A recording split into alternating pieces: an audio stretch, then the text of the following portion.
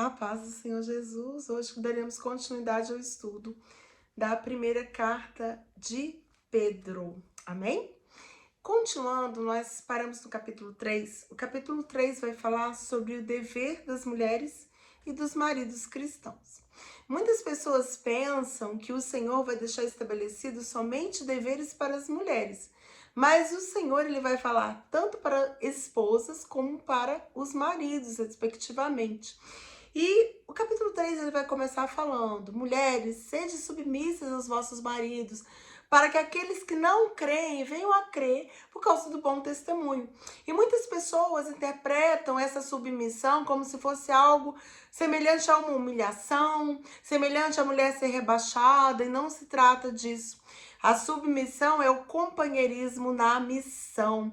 A submissão é um não ficar retrucando para o outro, ou não ficar atacando o outro.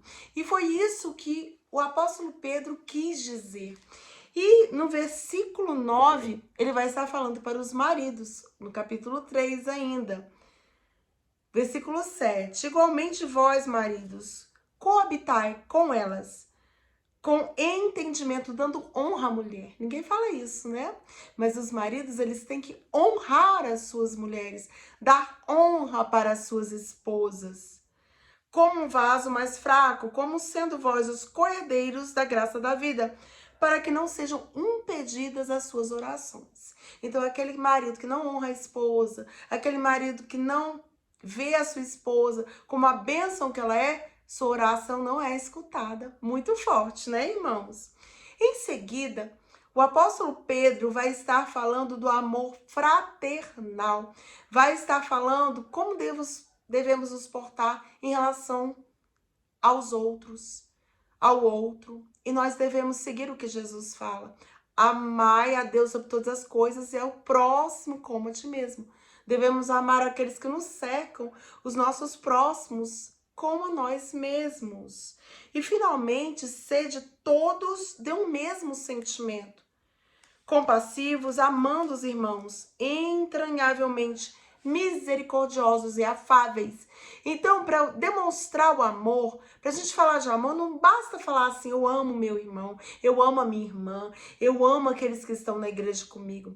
Nós temos que ser afáveis, amáveis, de palavras brandas, de palavras bondosas e misericordiosos. Se nós queremos que o Senhor seja misericordioso para conosco, nós também temos que ser misericordiosos entre nós mesmos.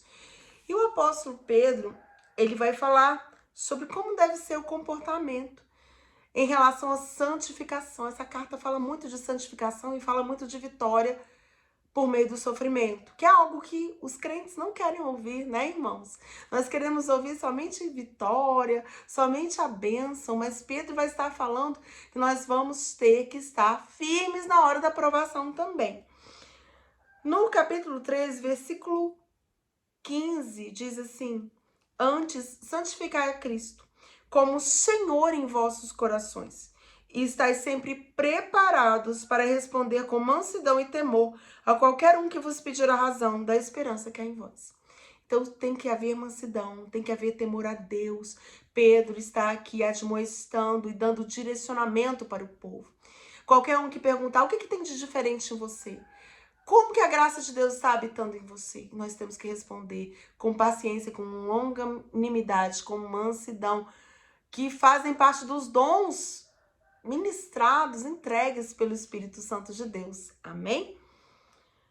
Porque é melhor que padeçais fazendo bem, se a vontade de Deus assim o quiser, do que fazendo mal.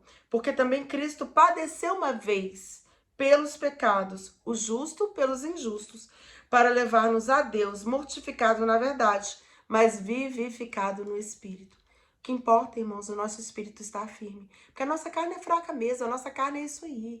É cheia de confusão, é cheia de sentimentos que não provêm do Senhor. Mas o espírito tem que dominar a carne. O espírito tem que permanecer. Jesus, sendo justo, foi torturado por nós. Por nós, sim, por causa dos nossos pecados. Mas ele era justo, ele era puro, ele era santo. E mesmo assim ele sofreu, mas o espírito dele estava pronto. Amém? Glória a Deus. No capítulo 4, Pedro prossegue falando do padecer de Cristo e do nosso comportamento enquanto cristãos.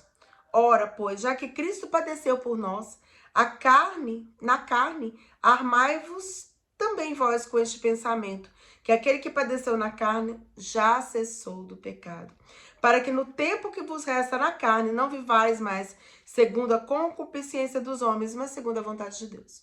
Ou seja, no tempo que a gente estiver vivo, estiver na terra, não temos que dar ouvidos àquilo que a nossa carne está querendo. A vingança, a ira, a glutonaria, aos pecados da carne. Temos que estar vivendo, pensando no espiritual. Isso é um anseio, isso é uma necessidade. Principalmente entre os cristãos, nós temos que estar crendo, nós temos que estar buscando em santificação a Deus. Amém? Os quais hão de dar conta ao que está preparado para julgar os vivos e os mortos. E já está próximo o fim de todas as coisas. Portanto, sede sóbrios e vigiai em oração. O que é ser sóbrio?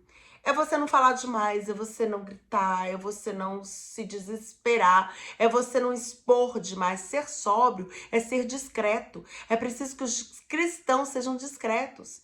Tem gente falando demais, tem gente expondo demais, tem gente brigando demais, discutindo demais por motivos que o Senhor não está no meio, que o Senhor não permitiu que nós estivéssemos nos intrometendo. O Senhor fala para sermos sóbrios e sempre vigilantes na oração. Vigiando, ou seja, temos que estar, sempre atentos para que o inimigo não venha e nos ataque e nos pegue numa cilada, numa armadilha. Amém? Sobretudo, tende ardente caridade uns para com os outros. Nós sabemos que na palavra de Deus a caridade ela é usada como um atributo do amor.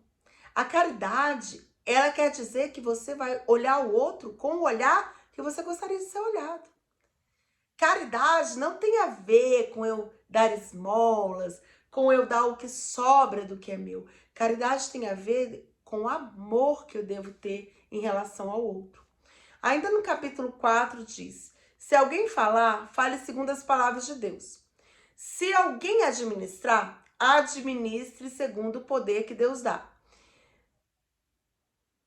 para que em tudo Deus seja glorificado por Jesus Cristo, a quem pertence a glória e o poder para todo sempre. Então, se a gente for falar, que a gente fale aquilo que o Senhor quer que falemos. Se nós formos administrar algo, temos que administrar com honestidade e santidade, como Deus quer. Tudo é debaixo da vontade de Deus, é debaixo do direcionamento de Deus, é segundo o que Deus nos ensina, o que o Senhor nos fala. Amados, versículo 12. Não estranheis a ardente prova que vem sobre vós para vos tentar, como se coisa estranha vos acontecesse. Não fique achando um absurdo as provas, porque as provas, Jesus já tinha nos avisado.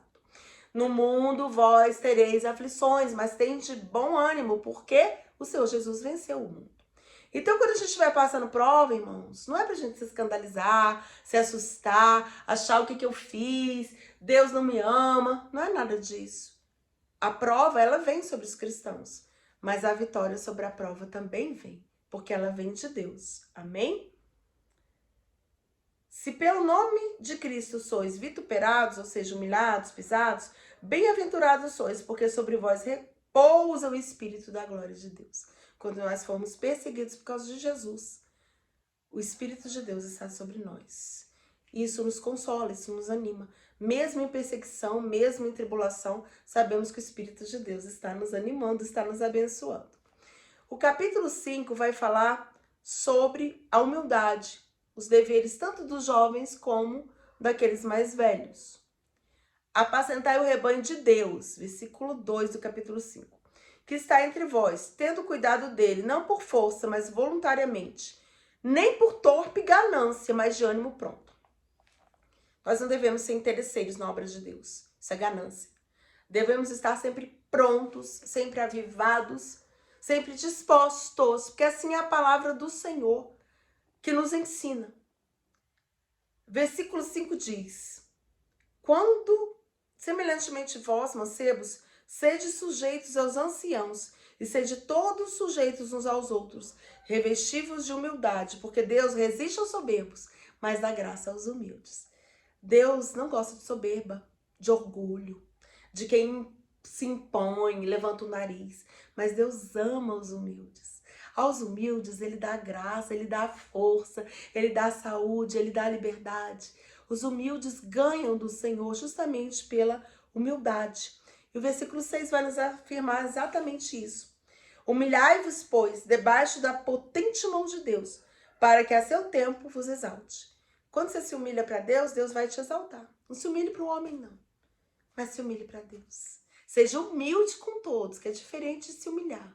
Ser humilde é ser simples, é ter um coração bondoso, é ser discreto, é não se exaltar, não querer pisar em ninguém, ser melhor do que ninguém. Mas se humilhar, se dobrar, se prostrar, reconhecer que só Deus é maior, só Deus é digno de honra, de glória, de toda adoração. Amém? E por fim, os votos e saudações finais. Pedro diz: e o Deus de toda graça, que em Cristo Jesus vos chamou a sua eterna glória, depois de haverdes padecido um pouco, ele vai falar de sofrimento aqui também, ele mesmo vos aperfeiçoará, confirmará, fortificará e fortalecerá. E assim acaba a primeira epístola de Pedro. E é uma epístola que vai nos animar. Vamos passar pela prova dando glória a Deus, crendo que o Espírito Santo de Deus está em nós e Deus vai nos dar honra a seu tempo, mas é no tempo de Deus. Muitas vezes nós queremos agora, mas o Senhor ainda está trabalhando em algo na nossa vida. Vamos orar?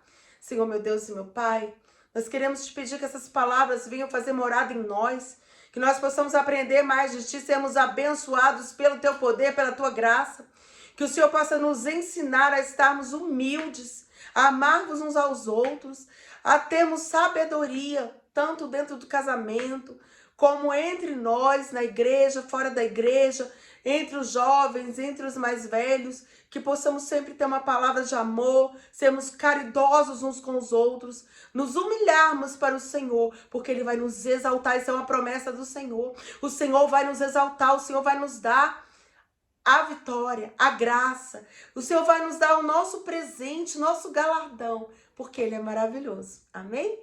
Que você possa ser abençoado pelo Senhor, possa ter vitória e crer que Deus está falando com você, porque Ele tem um propósito na sua vida. A paz do Senhor Jesus.